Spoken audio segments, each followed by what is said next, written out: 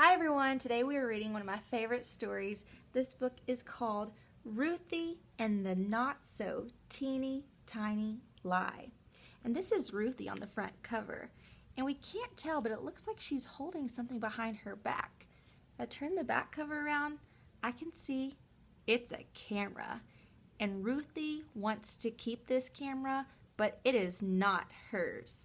So we're going to find out in this story what happens with that camera. The author and illustrator is Laura Rankin. So she wrote the words of this book and she drew all the pictures. So we're going to read about this story.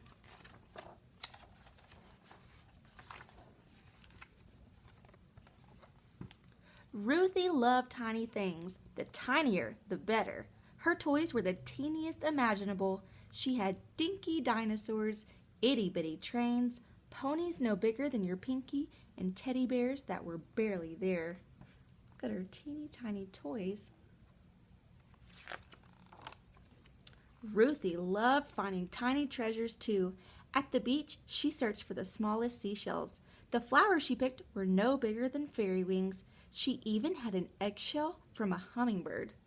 And wherever Ruthie went, she carried some teeny tiny thing in her pocket. Look, I can see how much smaller her book is compared to the friend beside her.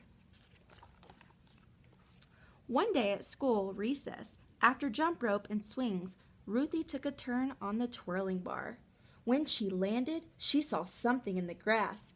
It was a little box with a tinsy window and an even tinier button on top. She couldn't believe her luck. It was a teeny tiny camera.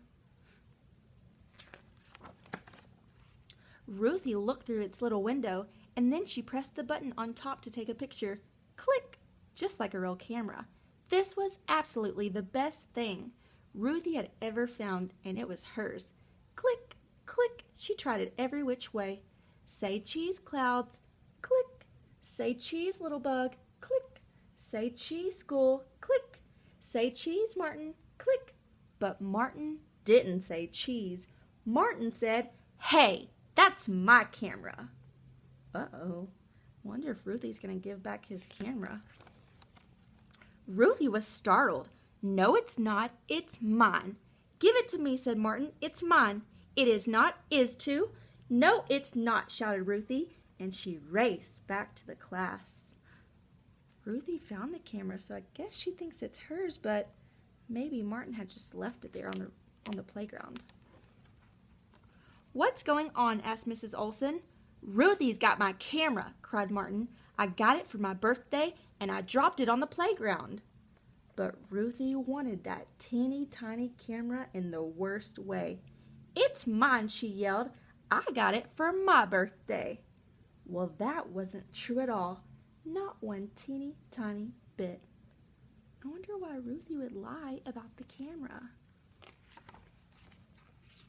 Mrs. Olson looked at Martin, and then she looked at Ruthie. "Goodness, this is a problem," she said. "The camera can't belong to both of you. I'll keep it safe in my desk drawer for now. Let's talk about it again tomorrow." Ruthie's stomach flip-flopped the rest of the day. She couldn't remember the answer to 2 plus 2, and when Mrs. Olson read a story, every word flew straight out the window. The bus ride home took forever.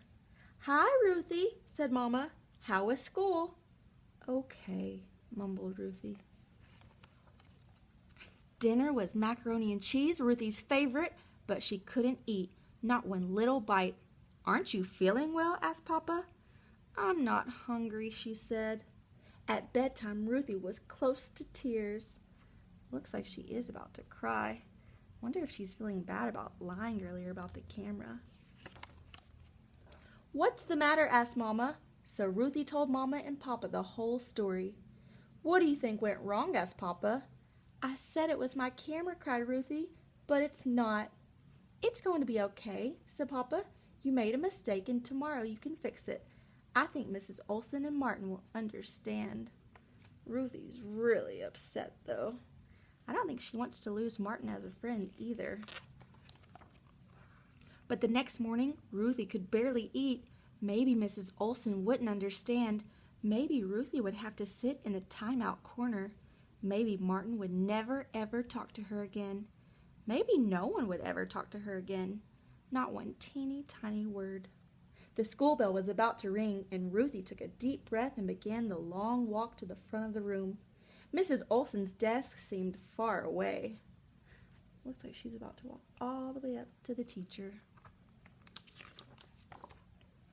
"Good morning, Ruthie," said Mrs. Olson. "I have something to tell you," said Ruthie in a very small voice. "The camera isn't mine. I didn't get it for my birthday. I found it on the playground." Mrs. Olson didn't make her sit in the timeout corner. She didn't even look mad. Instead, she gave Ruthie a hug and kissed the top of her head. "Thank you for telling the truth," said Mrs. Olson. "That took a lot of courage." "I'm very sorry, Martin," said Ruthie. "It's okay," said Martin. Looks like he's getting back his camera, and Ruthie did the right thing by telling the truth. All at once, Ruthie's stomach stopped flip-flopping. She even skipped a little on the way back to her desk. She got the right answer to 3 plus 7 in math, and after lunch, Mrs. Olson read the funniest story Ruthie had ever heard. I can see she's in a better mood now. She's laughing at the story with all her other friends. And on the short bus ride home, Ruthie realized that she didn't miss the teeny tiny camera. Not one teeny tiny bit. Seems like she's feeling better.